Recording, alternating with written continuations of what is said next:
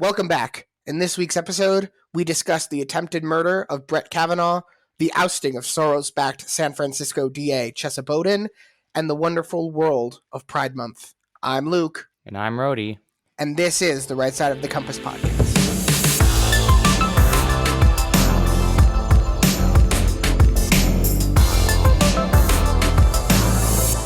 So, Rhodey, it's been a good 2 weeks. It's been a bit hectic. We weren't able to get out our last episode last week because of the holiday, but that means we are well rested and ready for this week. Yeah, I'm ready to go.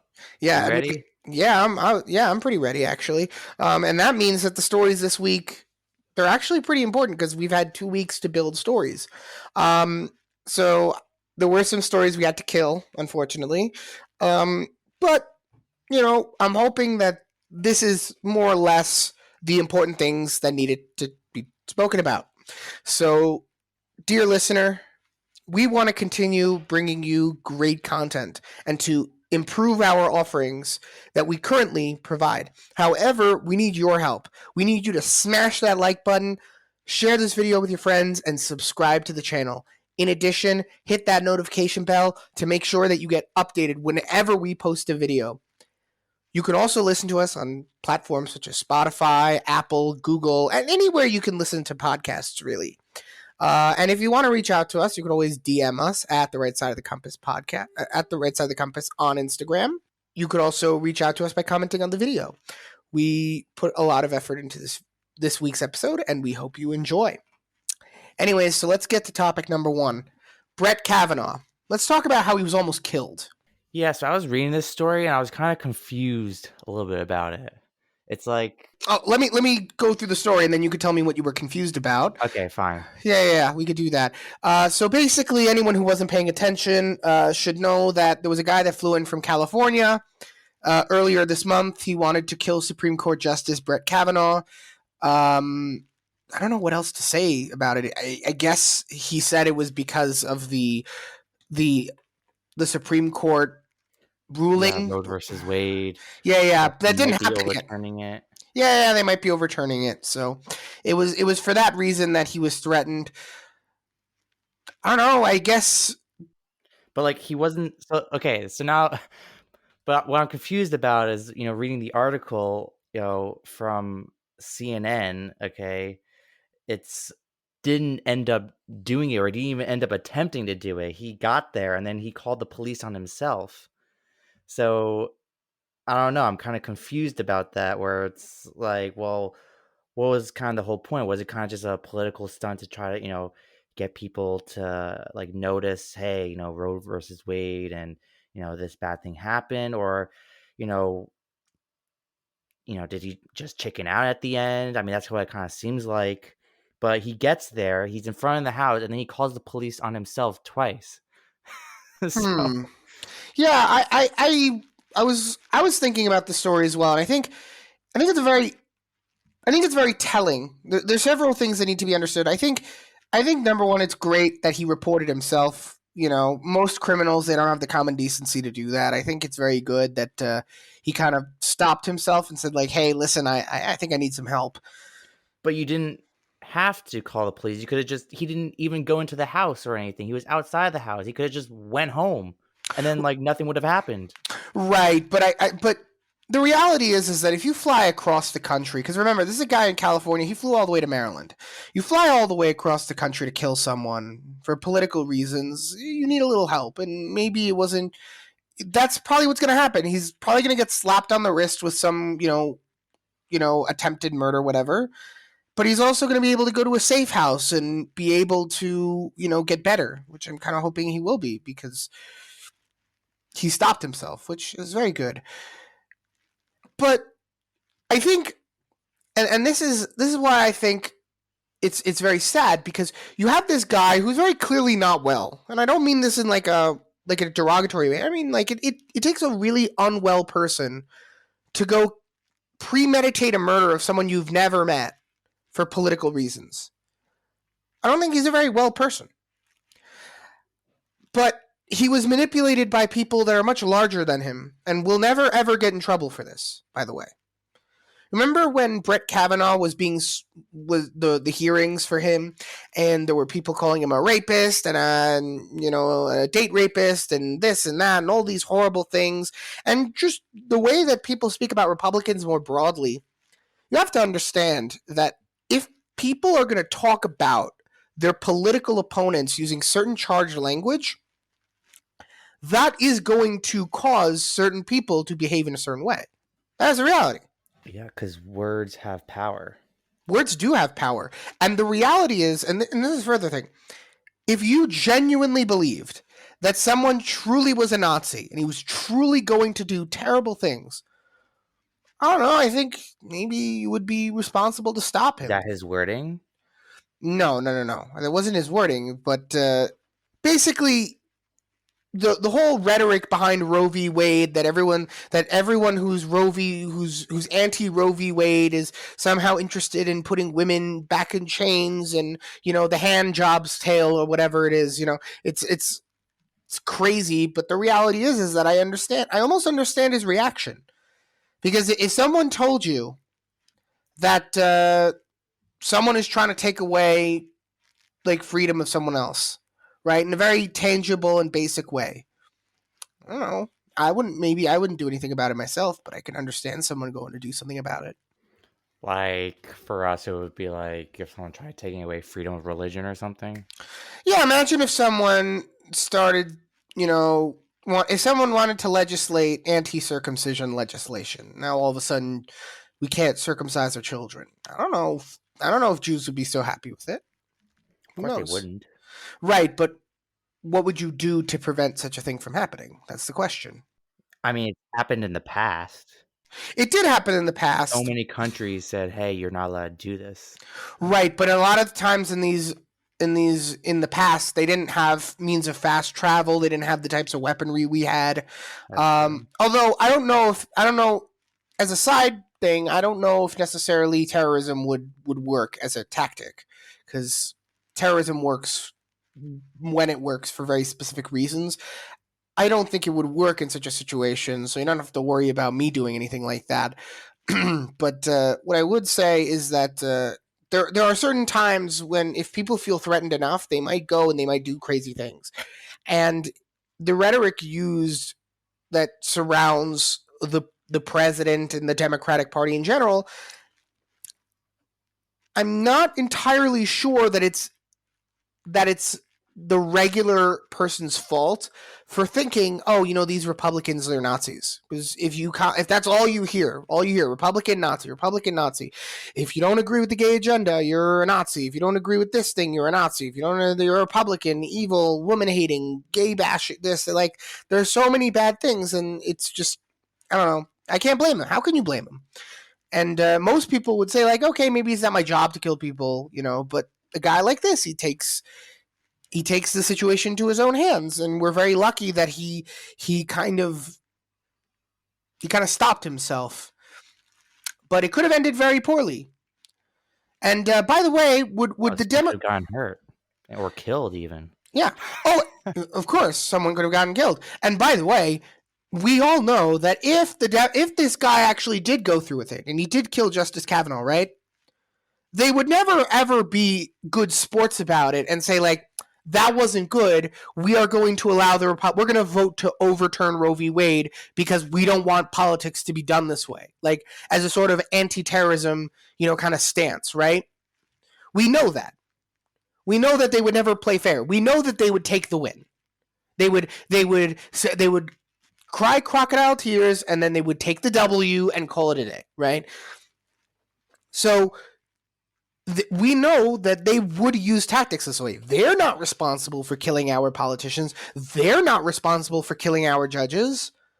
But if it just so happens that the rhetoric they use gets our politicians and judges killed, and then people get afraid to stand up for doing the right thing, and then they end up going Democrat out of fear, they're not going to be against that. So, speaking of crimes, well, speaking of total lawlessness, Chesa Boudin, the San Francisco district attorney, was booted out of office. He was recalled.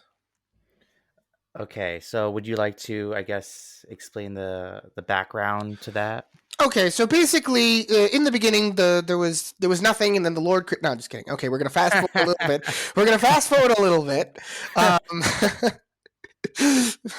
well, we have to start from the beginning of this problem, which is that the world God created the world, and that's why we have these problems. We Yeah. need to blame Yeah. somebody. We need to blame some. Oh, no, just kidding. Just kidding. Yeah. So what happens? So in every city, there's a district attorney, right? Big district attorney, Big and Kahuna. his job or her job is to prosecute criminals, right? Or its job, Or well, in depending San on Francisco, how far well, you want to go. in San Francisco, it could very well be in it, but I digress. We digress, as it were. Anyways, so what happens?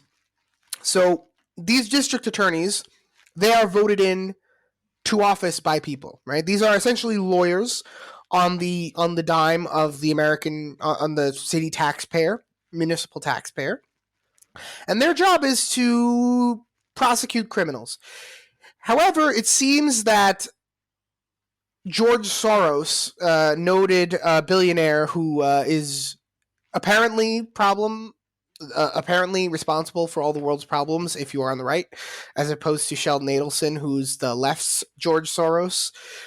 So George Soros has been pumping a lot of money into the American system to get DAs that agree with his politics into office. And what they'll do is they'll do things like say, oh, we need criminal justice reform. So they'll let criminals off easy, catch and release, things like that. Like no bail. No bail. Apparently, Chesa Boudin tried to prosecute police officers for manslaughter, which is a very weird thing for a DA to do. All right. So, anyways, so anyone who knows what's going on in San Francisco at the moment, and by the way, this is not a Chesa Boudin problem. This is an America problem. A lot of big cities in the United States, they have all these, very, very hardcore left wing DAs that essentially allow people to get away with murder.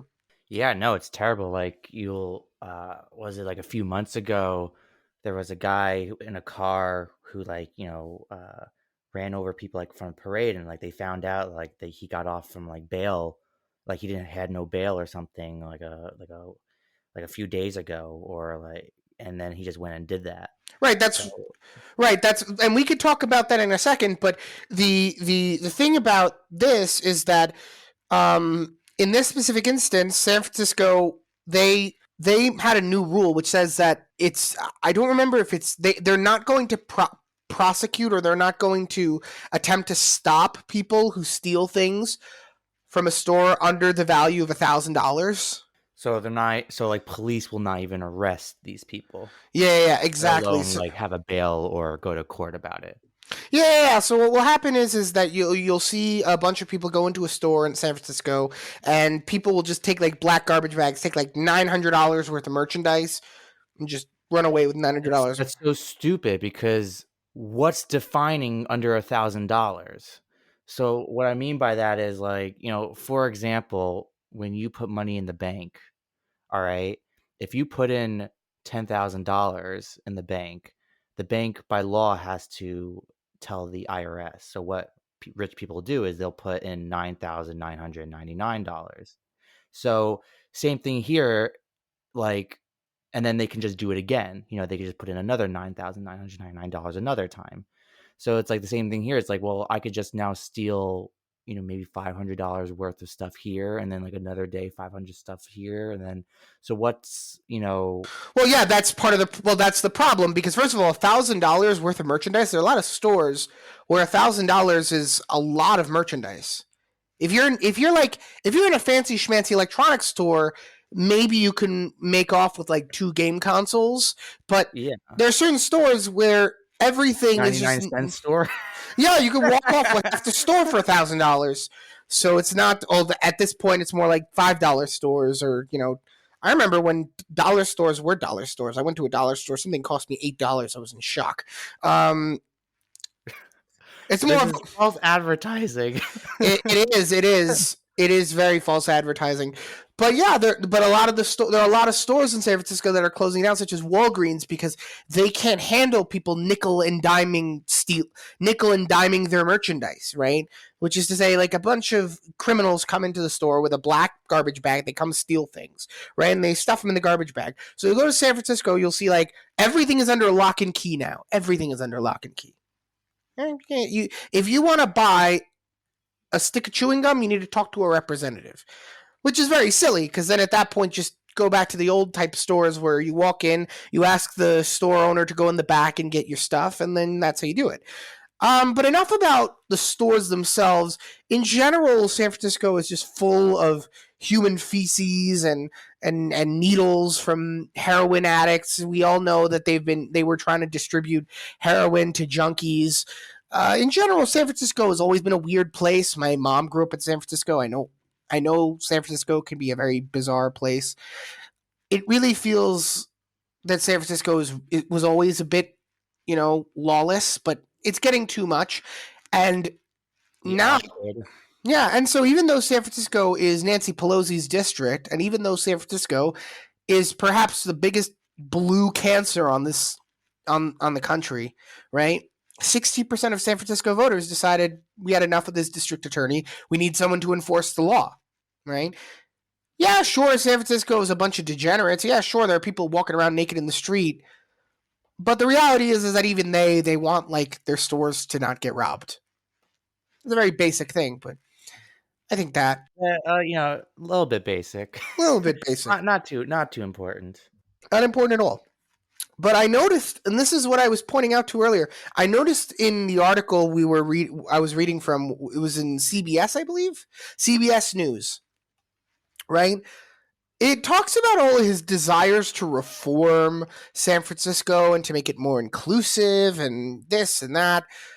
But I didn't notice any platform of chesa boudins to tamp down on the lawlessness. So is this a new age for California? Are we going to see more responsible governance in California? Probably not. I don't think so. Probably not. That's what it seems like. It's the direction it's going. I don't think so. I think what's going to happen is going to be there's a little pushback because I think even like the ultra wealthy libs are realizing that if everything if the Walgreens in San Francisco are under lock and key, it's affecting them too because a lot of stores are closing down because there's just crime. So I think they want like less crime, but I don't think they're going to get rid of like the policies that are really going to matter. Yeah, I mean, it's kind of like what was the picture that Elon Musk posted? He's like, he posted like where like he is and showed like Democrat and where they are, and that like he didn't change, just that the politicians have changed, and so like yeah, even these far left liberals, are seeing these changes that are ridiculous and are like, yeah, but I don't think they're going to be like, all these people are robbing from us. Maybe we shouldn't have like drag queen story hour. Yes, but crime is a whole other ballpark. Yeah, that's what I'm saying. I think I really think there are two issues here, right? There's the general degeneracy of society, right? And then there's specifically the degeneracy that affects the wealthy, right? We're not going to see any changes to like the kind of liberal degenerate atmosphere we're seeing in California, but you might see a clamping down on the crime because it's not popular. There's no one on the planet who wants their things stolen from them. And a lot of these liberals, they want to live in these nice big houses in nice suburbs. But they can't do that if there's no stores, if everything's being robbed all the time. I mean, I think it's more of they just want to get rid of petty, they want to, I don't know, these people live in bad circumstances. That's why they're stealing doing petty crimes, and they don't want to put someone away for 5-10 years for, a game console that they stole. You want to put someone away for 5-10 years for, attempted murder or, something like that. But like a little petty crime, it's like, do they really deserve to go away for 10 years? And I don't know what the sentence is, but I'm just, But that's the thing. They don't put away like people who kill other people, right? Because otherwise Chicago would look a lot different. 2 murders happen in Chicago every weekend. That's not normal. You're right that is that not normal? I don't know what the rate is. No, that's not normal. That people die every weekend in Chicago. Oh, I mean, yeah, that probably should not be happening. Yeah, I mean, listen, you don't. That's why people don't want it, because the reality is that most people like where they live, or they wouldn't live there, right? You're right, and if there's a lot of crime, then people would move away. Yeah, and so the people who want to stay in San Francisco, they're like, oh, I don't want to be robbed. So, is Really? Whoa. You don't crazy. want to be robbed? Yeah, but I don't think it's going to change the. I don't think it's going to change the atmosphere of California. I don't think California is going to become red. This is a lot of Republicans are going to say, "Wow, Chesa Boudin was voted out of office. Look at that. That's a big W." I don't think it's the W they think it's going to be. I'm very black pilled, but still, I don't think this is the win Republicans want. I think this is just proof that, maybe the Dems have gone a little too far, and, California's still going to be blue, which is a real sad thing because California is actually the nicest state in the union. By the way, anyone who's wondering, California is the nicest state in the union. Nicest in terms of what? Atmosphere, it's got like the best climate. SoCal is the nicest place in the United States. Best weather, easily. It's got nice beaches, best weather. It's nice all year round. They have a drought. Yeah, I mean, but LA's that's having like a drought and water issues. yeah, but that could be fixed with good governance. But they have a great climate. Like, you can't make New Jersey a warmer place in the winter. I mean, climate is very subjective. I mean, you have people who are winter people, so they obviously would like. But winter people are just wrong. You don't have to. Winter people are just wrong. I don't know what to tell you. Winter people don't have winter people automatically lose the right to their opinion. Why are you laughing? I was being serious. The look on my face right now, completely serious. I'm not laughing. Well, okay. Yeah, but right. my point is that if you're a normal human being, California, especially SoCal, is actually really nice. So it would be nice for California to turn red, because then you could go to the beaches in SoCal and not worry that you're going to get stabbed. But that's not what's going to happen. What's going to happen is they're going to tamp down a little crime in San Francisco, tell everyone's going to be a little better, bring back a little business to San Francisco, and then it's just going to go back to being the same way it was. But that's my opinion. I don't think California is going to become MAGA country anytime soon, which is kind of a shame, in my opinion. Anyways, but so speaking of liberal degeneracy, I have a title for this topic, and the title is as follows. It's just a parade, there's no slippery slope, and other lies we learned during Pride Month. So this comes off the heels of, well, number one, trading in our Ukraine flags for our Pride flags. Now it's we don't care about Ukraine anymore. Ukraine's old news. Now it's Big Gay. Amazing how we just move on so quickly. Well, it's Pride Month. Before it was Ukraine Month, and before it was Black People Month and Women Month. But now it's Gay Month. Now it's about the gays. Now you have to wave your rainbow flag. As a conservative, I only wave the one that has the 6 original colors. I'm a conservative LGBTQA ampersand. It really bothers me how they started doing these whole like, oh, this is this day, this week, this month, that month. It's like, why are you dedicating all these different things to a month, a day, a week? The next thing you know, it's going to be a year. This is, Pride year. This is Black History year.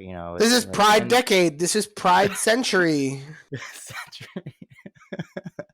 Like, I don't know. It just really bothered me how like, why can't it just be? Why do you need to dedicate it to a month? Like, you don't see, Jewish month. Well, actually, there white is one. month. Well, there is a Jewish month. There actually is a Jewish month. May is I believe May is when Jewish American History Month. When was this? No one cares about it because it's Jews, but I believe Jewish American. No, that's BS. I'm gonna look it up. Heritage Month, Jewish American Heritage Month. Let's see. Yucca. Jewish Heritage Month. When Jewish American Heritage Month. I'm on jewishheritagemonth.gov. Okay, but probably no one knows these people. Oh, yeah. No, this was in May, allegedly. Although I don't remember this. I don't care. Nor do I care, honestly. Like, even if there was, I don't want one. Yeah, I don't. I don't need it. Honestly, there's enough. I do Jewish heritage. I don't need other people doing Jewish heritage. It's very weird. Yeah, Jewish history is Jewish history. You don't need it to be a Yeah, Jewish dedication. Jewish history is something I care about all year round. I don't care about it only because it's May. But like going back to like Pride, it's like again, it's like you shouldn't dedicate it to a month. It should be, hey, okay, you're Joe Schmo. You happen, you're gay. I'm straight. Great. Let's move on. Right, but okay, but let's talk about what happened already in June so far. So on June 1st, this was to kick off Pride Month. This was definitely on purpose, by the way. Matt Walsh of the Daily Wire launched his new documentary, What is a Woman? To critical audience reviews. I think it was like on Rotten Tomatoes, like a 96% audience score, and it didn't have a critic score because the critics didn't watch it. Is that good or bad? It's very good.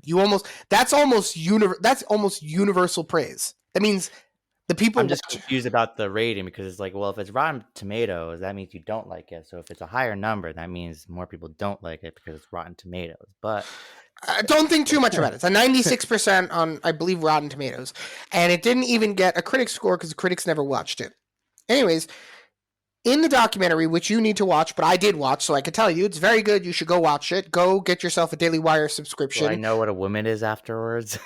You might. I can't. I listen. It Has my seems. eyes been deceiving me for the last 25 plus years? Listen, I don't know. I still don't know what a woman is. But at least I will not be one of those people that has 50 degrees in gender and sexual studies and still not know what a woman is. But anyways, he talks to all these people and who work in the field of gender and sex and this and that, and he can't get any of them to define what a woman is. So it was, as you can imagine, the left was coping very hard. They tried to cancel it. They tried to like use was it dedicated denial of service DDoS attacks Okay. to like shut down the premiere, but it didn't work. They still premiered it, and now the left is seething mad. Which good, stay mad. But anyways, you should watch it in honor of Pride Month. I think it's a great video for Pride Month when you want to tell your kids what you're proud of. Anyways, but this is not the only thing that happened during Pride. Of course, we've only been 12 days into June, and we've already had a Texas drag show for children at a bar, which is not supposed to be for children. At a bar. Right. What's not for children? The drag show or the bar? Yes. Yes. Yes. So let me get this. So there was I believe you have to see this. There was a Texas drag. Did you see about this, Rhodey? This Texas. No, I did not have the chance to watch it. I mean, I read about it. I read the article you sent me. Right, but But I did you didn't. see like where it said like this isn't like something is not going to lick itself or something? Like it was very very gross, and I'm kind of wondering. Well, I'm actually not wondering because I know why. It's just I'm pretending to wonder for the sake of the show, but I'm wondering why they would have drag shows for kids. Um, and of course, there are a lot of great programs that try to answer this question. They address this problem, and I think that they did an excellent job, and I'm not going to step on their toes. I want to go in a little bit of a different direction. In response to the Republican outcry that happened after the Texas drag show for children, which is a big to do, by the way, and you should, that's a whole thought process in and of itself. The left kind of came out with these memes that said like, oh, if you don't want kids going to drag shows, then you shouldn't bring them to Hooters, or you shouldn't bring them to sports games because there are cheerleaders and scantily clad waitresses, and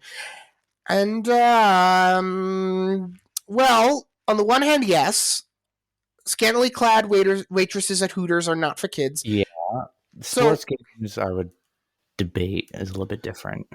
right. So, like, I think the point they're trying to make is not that the sports game. I think they're trying to make the point that the women are not dressed conservatively. Yeah, no, I get the point they're trying to make. Right. So, but I don't think it's even a good point in regards to Hooters. Like, Or I it's don't. like, well, then you shouldn't take kids to the beach because No. I'm not. No, I'm not. I'm not saying that. I'm saying because the point of the beach, right? The beach, everyone is scantily clad because that's where the beach is, right? The beach is, you don't show up to the beach in a burqa, right? Unless you're Islamic, in which case your husband told you that you better wear the burqa at the beach. But the point that was trying to be made by this person or by these people is that Hooters and sports games and all these things, they're sexualized, and if you don't want to drag your kids to a drag show, you probably shouldn't bring them to Hooters, or you probably shouldn't bring them to a sports game or whatever. And well, I understand from like a grand perspective kind of things that, Hooters is not for kids, and, preferably women would dress more conservatively, and maybe they would, cover a little bit more of the cleavage. But what the difference between the Hooters and the sports game versus the drag show is that it's different levels of social acceptability. We're not talking when the left says, "Oh, the drag show," right? The drag show is just people being not for kids, right? They're not genuinely saying that, because what you got to understand is that the sports game with the cheerleaders who are admittedly not clothed the way that you would want them to be clothed, right? If we're being like, good, religious Jews or religious Catholics or whatever, right? But at least it's not degenerate in the same way that the drag show is. Focus. That's not. No, it's not. It's not even the focus, because I think there are a lot of people that go to the sports games and they go, "Wow, look at this very scantily clad woman. Wow, look at this. Look at the way this person's speaking. Look at the way that is speaking. Whatever." I don't think that they're really saying like, "Oh, we want to protect the children from all sex," because those people, I don't think they're schlepping them to a sports game. Where even if, let's say, the cheerleaders are not clothed properly, I still think that it's better for kids if I had to choose, right? If I had to choose what to show my kids, right? A Hooters waitress or a drag show, I would show them the Hooters waitress. Why? Because even if, well, number one, the Hooters waitress, they're actual women, right? Stands with your values, yeah. I like women. I like women sometimes. But also it's, yeah, okay, they're showing a little cleavage, okay, they're showing a little legs, okay, but at least we're like, that's what we want our kids to like, right? I want my kids to theoretically like women with, like women, right? Yeah, maybe tamp it down a little bit, maybe kind of be tasteful about it, but at least it's going in the right direction. At least this is what you're supposed to want, right? You drag your kids to a drag show, right? It's these degenerate men who you would never like dress up and bring to your family, right? Like a Hooters girl, at least, like, okay, they maybe put on some more conservative clothes. You bring them to your parents.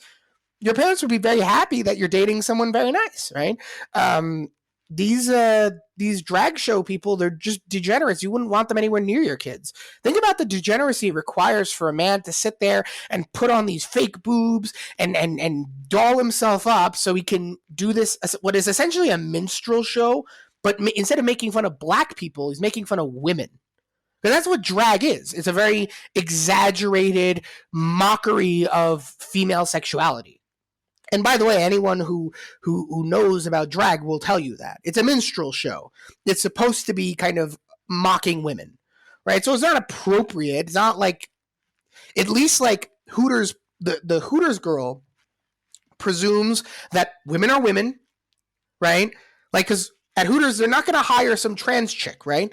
The minute they hire a trans chick, Hooters is going out of business. Yeah, because their audience is, very specific. Exactly. I don't think any of the dude bros that go to Hooters are going to be like, "No, you got to understand, it's 2022. We got to respect we got to respect her pronouns, dude. No, it's totally cool. That chick with a dick, that's totally cool. Totally cool." Like, no. The guys who go to Hooters, they want real women bringing them chicken wings, right? That's what they want. That's what they're there for. So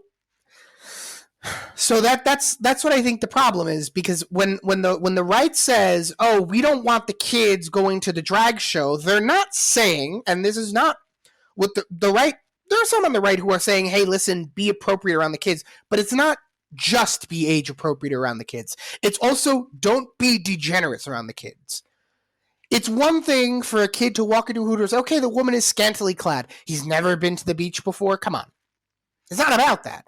It's about there's something worse about the drag show versus the Hooters or the cheerleader at the Yankees game or whatever, or the scantily clad woman at the beach in her bikini or whatever it is that you find women not being properly clothed. Because you feel that you're teaching the kid then a value that I'm not teaching so much as it's still just improper. Like it's wrong, but it's wrong for the right reasons, right? If a teenage boy goes and goes to Hooters, right? He's wrong to do that because you shouldn't be like ogling a woman's breast. It's not appropriate to do that, right? And Hooters, the whole point of Hooters is that you're being served chicken wings by these women who need to cover up a little more. But at the very least, they're women. They're women, number one. They're women, number one. Number two, they're also not stuffing dollar bills in her G-string like a drag show would. Like it's not appropriate. Like okay, so they're not dressed appropriately. Okay, but it's a scantily clad women serving chicken wings. It's almost like it's like comparing. You've ever seen the progressive pride flag with like the trans colors and the black and the brown, and it's progressive and it's got all the. Yeah. Did you ever see that? So. You've never seen. I've seen the bisexual flag. I've seen the. No, it's the rainbow, right? But they're on the left side. There's like a triangle that has like black and brown stripes and blue and pink stripes, and it's got that I haven't seen them. Yeah, so that's like it's essentially like Hooters was wrong back in the day, but nowadays we've gone so bad that Hooters is now like a concern. Like who cares about Hooters? It's just women with low cut tops. It's not porn. You're not seeing her boobs. You're seeing her your cleavage, but you're not seeing porn, right? It's the imagination. There we go. They'll say what? There we go. That's what you were looking for. Continue what you were saying. I know what you were about to say. Continue what you're saying. No, because sometimes when you let your imagination, run, it's much more than the reality. Right. So, it's called.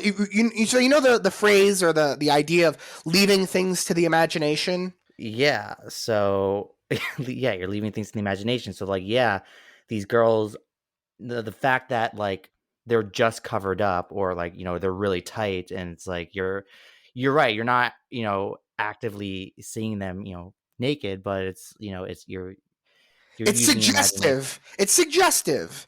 It's like like we all know what's under that. We all know what's under that shirt, right?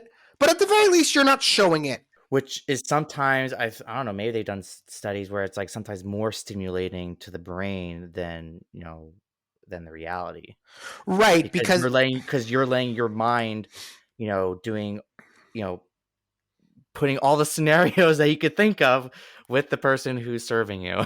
You know what it is? Women who work at Hooters are more attractive than porn stars for the same reason that prequels will never be as good as fan fiction or whatever you dreamed up in your mind. Because think about it. When we had only 3 episodes of Star Wars, A New Hope... Sequel or prequel? Prequels. Okay. Right? So prequels, typically they'll explore things like older characters that you thought were cool, that weren't really explored in depth. They were just kind of there, but they were very cool. They became fan favorites. And so like these enterprising studios, they might go, well, what do we need? We need a backstory to this character. And then it always turns out to be bad, because guess what? It turns out that a studio executive working within constraints and budgets and monetary concerns is never going to be as creative, as inventive, or as satisfying as whatever you can think of in your own mind. And the same thing with a woman. A woman will never be as attractive as what your mind makes her out to. Yeah, which, comes down to also like, we could have a whole other podcast conversation about this in terms of like, when it comes to dating and, your imagination and reality and stuff like that. We could, which is why, like, it's very important to find a girl with looks. This is a side point, but it's very important to find a girl with looks, but don't get too hung up on it, because anyways, she's going to get old, and anyways, they never look as good underneath the clothing as they do with the clothing on, because everyone looks better with clothing on. There's a reason. One of the reasons we cover up is because we have all these imperfections on our body and we don't need other people looking at them. There are very few people that look better with clothing off than with clothing on. That's just the reality. Most people, you need to cover up most of your body. That's just the reality. Most people don't. Most people are not lookers. Going back to yeah, let's go back to the point. But I guess the point is that the left and the right here are arguing about standards. They're not arguing about whether it's appropriate for kids to do sex or not, or not do sex, but rather to be, I guess, to be exposed. Yes, that's the right word. Because we're always exposed to sex, right? There's a sexual. The left is not wrong. Those psychos on the left that are always psychoanalyzing everything, they weren't wrong when they pointed out that a lot of society is about sex. Like, think about it. Like, you see a man and a woman walking together, they have 3 kids. Anyone who's been to a Birds and the Bee lecture knows what happened. I don't need help. I can figure it out, right? But the idea is that there's certain things in society that we accept, and there's certain channels of sexuality that we accept. Right? Yeah. That's why when I was on one of these confession. You've ever been to these confession pages for universities? I've seen one. Yeah. So one of them, basically, someone posted, and maybe we should do like, wouldn't it be cool one time if we did a confessions, like a confessions segment where we read the confessions from my university's confessions page, and we react to it. We could do that. But anyways, the confession they did was this person had a problem because on the one hand, this person wanted to go, didn't want to embarrass himself in front of his parents, but he wanted to have sex with a woman, right? And he's not married to this woman. He wants to have a one-night stand.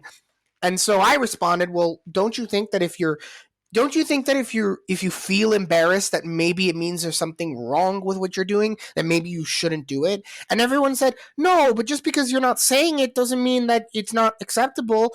But, the reality is that you might, if you're married, right, and you say you want to have a romantic getaway with your partner, right? Like, you tell your work that you want a romantic getaway, so you take off time from work, and you tell your parents so that they could take care of the kids, right? You don't have to tell your parents or your work that you're about to have sexual intercourse with your wife, but they also understand. And not only that, they're like, oh, that's okay. That's great. You should probably do that. No one needs to say a word, but they know exactly what's happening. But you would never tell your parents that you slept with a bimbo, that you spent the night with the bimbo. They don't. If you would go up to your mom and say, oh, I'm going on vacation, I want to spend some time with this bimbo I met. They also don't need to be told that you're going to have sex with them to know that that's what you're going to do, and you still wouldn't tell your parents that because that is not appropriate to do. So you would feel uncomfortable telling your parents that. Yeah. Exactly. So this is not an argument. And by the way, this is not to say that children should be exposed to drag queens. I'm not saying that. What I'm saying is that it's not so much about the sex, because we expose kids to what some people might say is sex, right? Because there are married people walking around. Yeah, it's not graphic sex, but if you know what's going on, it is sex, right? We expose kids to these things. These are built into our society. But this argument is not about sex. This is about standards. What is appropriate for children? How should we be educating our children? Should we be educating our children that it's one man and one woman, and that men are men and women are women? Or should we be trying to gender bend everything? And should kids get involved in it? Should kids get lap dances from men dressed as women? That's the question. And in my opinion, and I think every good person, the opinion should be that the worst a kid should do is go to Hooters. Perhaps even. By the way, I wouldn't take my kids to Hooters, not only because it's not kosher, but also because, it's not for kids. But at the very least, let's not compare the two. You're going to be doing the wrong thing. Do it right. Exactly. Don't be a bloody degenerate. Anyways, I think that's what it is too. I think, unless you have something to add, I think that's about this discussion. No, yeah. Well, that's it for our show. Thanks for watching. Thanks for joining us. You can find us on all your favorite podcast platforms. And if you want to reach out, feel free to slide into our DMs on Instagram and on the comments on YouTube and Rumble. And yeah, thanks for joining us, and have a great rest of the day.